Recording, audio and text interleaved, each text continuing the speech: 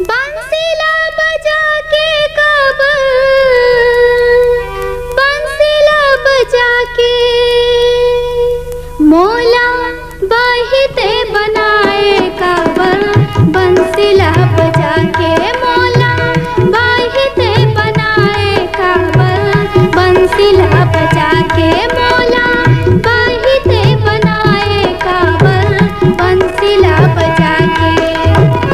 चूरी खन के काबर निका के,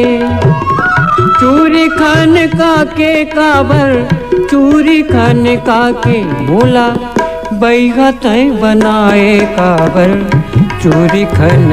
के मोला बैगत बनाए काबर, चूरी खन के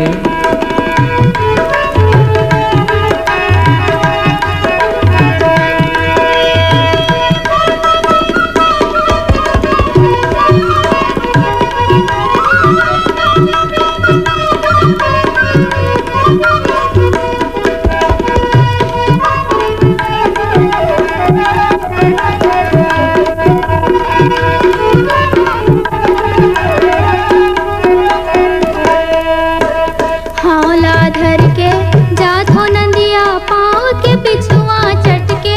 और पाँव के बिछुआ चटके कारी कोयली लिगरी लगाए आगी छतिया पर से, मोर आगी छतिया पर से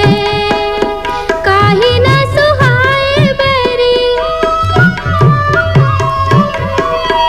काही न सुहाए बेरी सुध बिसराए काबर, बंसीला बजा के मोला